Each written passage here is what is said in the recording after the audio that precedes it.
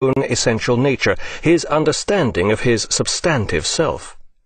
What for Hegel had been idealistic and spiritual became for Feuerbach humanistic and materialistic. There was no spirit involved. As we shall see, these ideas had a profound effect on Marx, though he did not swallow them whole. Ironically, and tellingly, Marx accepted the materialism of Feuerbach's ideas, but criticized their lack of Hegelianism. Feuerbach's ideas were fine as they stood, but they lacked all dialectical and historical perspective. History, society, humanity itself, or its consciousness of itself in the form of God, were not changeless. They all evolved. They developed dialectically. The original idea generated its own self-contradiction, which was then resolved in a synthesis of these contradictions. The overwhelming influence of Hegel, together with the vague ambiguities of his idealism, enabled his followers to develop his thought in all directions. The original thesis of Prussian conservatism soon generated its antithesis in the form of those who called themselves the left Hegelians. Prominent among these was the Bavarian thinker Max Stirner, who had also attended Hegel's lectures in Berlin. Stirner's ideas were so extreme that they would later provide a philosophical backing for the anarchist movement. There was no denying the revolutionary implications of his extreme egoism. For Stirner, consciousness created reality. The individual ego was responsible for his world. Such things as social class, the masses, the state, and even humanity itself had no objective reality. Once again, Marx would grasp the subtlety of these ideas and then reverse them. He was impressed by Stirner's insight into the profound relationship between consciousness and socio-historical reality.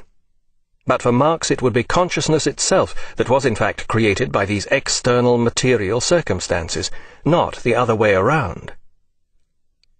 Marx now began developing his own philosophy, which attempted to combine these seminal ideas into a thoroughgoing materialism driven by dialectical forces. His aim was to stand Hegel on his head. But Marx's youthful passion translated such ideas into heroic form.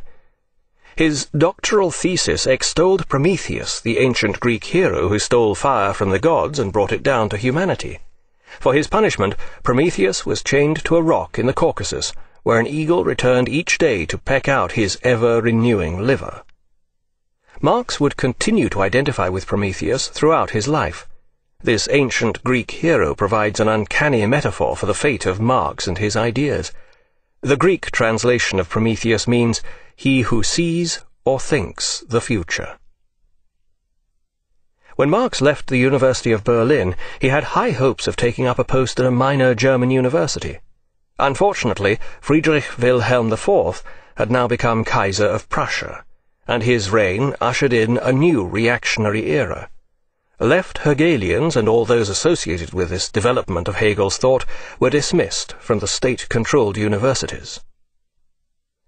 After searching somewhat haphazardly for a job, Marx found a position as a journalist, working for the newly founded Rheinische Zeitung, Rhineland Times, a liberal newspaper based in Cologne. Despite the appallingly prolix style he had picked up from Hegel, Marx turned out to be an excellent journalist. Theory may have inspired him to jargon, but practice inspired him to coin ringing phrases that would remain typical of his writing throughout his life. Marx was so successful as a journalist that by the end of his first year in the job he had been promoted to editor. The idealistic, hard-drinking, hard-working boss was highly popular with his idealistic, hard-drinking, hard-working young staff, who nicknamed him the Moor because of his swarthy, bearded features. The Rheinische Zeitung quickly became a thorn in the side of the Prussian authorities, and its circulation trebled, making it the highest circulation paper in Prussia. Marx's social and political relationships now took a dialectical course, one that remained characteristic throughout his life. Having attacked the authorities, he proceeded to lambast the liberal opposition for its ineffectiveness. Next, he launched into his left-wing staff, theoretical revolutionaries to a man, dismissing the whole idea of revolution as an impractical pipe dream which simply hadn't been thought through properly. Despite such sentiments, in 1843, the Rheinische Zeitung was closed down by the authorities. In his growing dialectical fashion, Marx now took two contradictory actions in quick succession. First, he decided to settle down and marry. Then he decided to abandon his homeland and move into exile. The woman he married was his childhood sweetheart.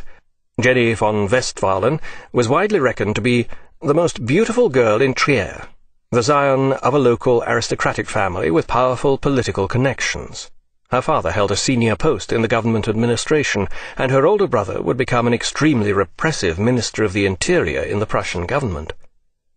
What on earth did the enchanting Jenny see in this scruffy young Jewish hell-raiser who was even 4 years her junior?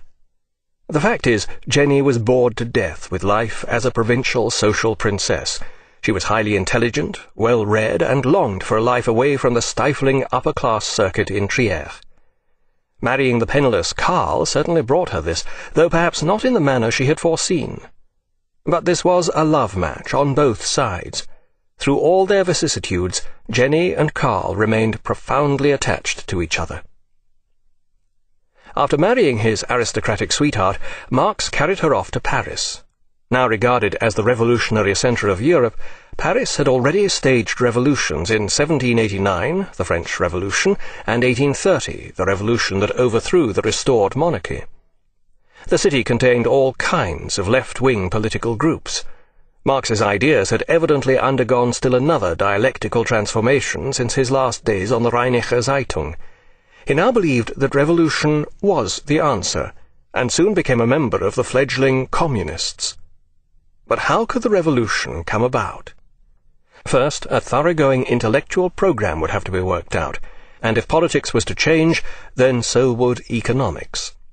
Marx began an intensive study of the founding father of economics, the Scotsman Adam Smith, and his successor, the Englishman David Ricardo.